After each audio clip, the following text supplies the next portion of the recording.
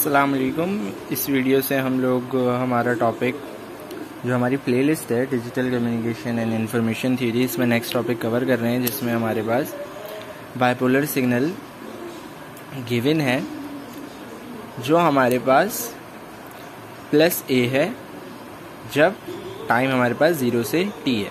मतलब 0 से t जब तक सिग्नल जा रहा है तब तक सिग्नल की वैल्यू क्या है, प्लस ए, और सिग्नल की वैल्यू माइनस ए कब है, जब 0 से t है। लेकिन ये सिग्नल अलग है, ये सिग्नल अलग है। अब the linear filter used is an integrator as shown in figure below.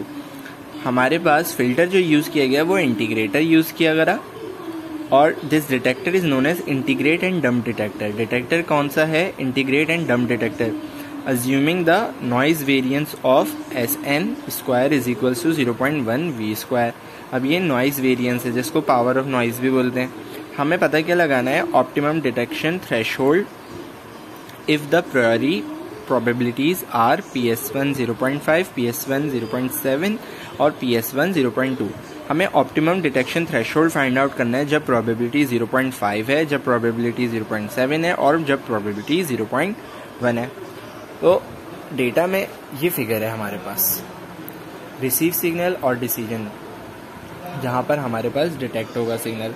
अब हमें पता है कि भाई नॉइज वेरिएंस कितनी दी हुई है, 0.1 वी स्क्वायर।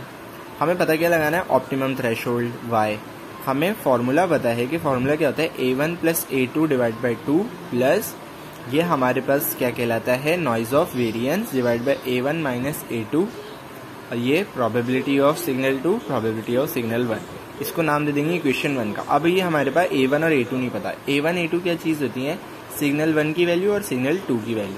तो सिग्नल 1 की वैल्यू हमारे पास क्या है, जब टाइम पीरियड 0 से t था तो हमारे पास सिग्नल की वैल्यू a थी। तो a कांस्टेंट है, ये बाहर चला जाएगा, d डेरिवेटिव से इंटीग्रल कैंसिल और t आ जाएगा। हम लोग लिख देंगे at।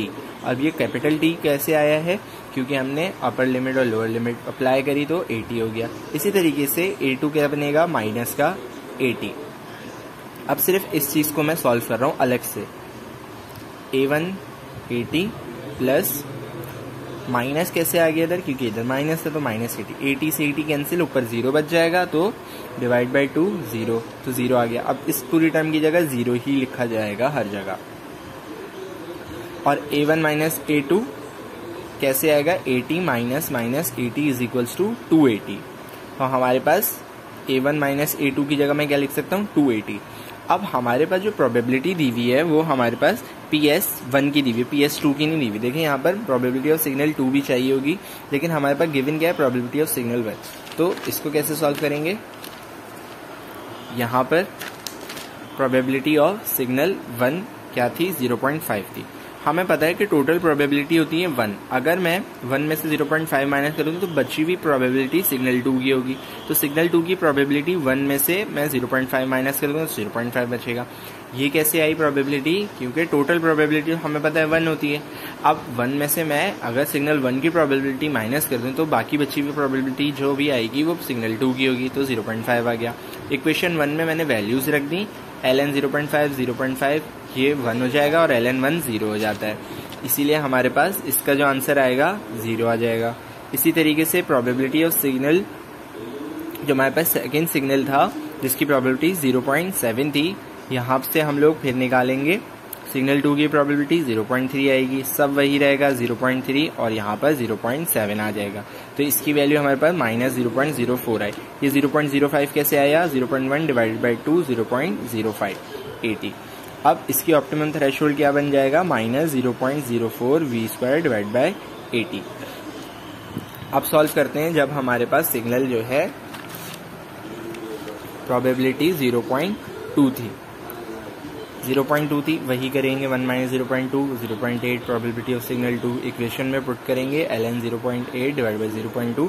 हमारे पास आंसर क्या आएगा, 0.05 ऐसे ही आया। डिवाइड कराने के बाद मल्टीप्लाई बाय 1.39 0.069, तो ये अप्रॉक्सीमेट 0.07 डिवाइड बाई 80।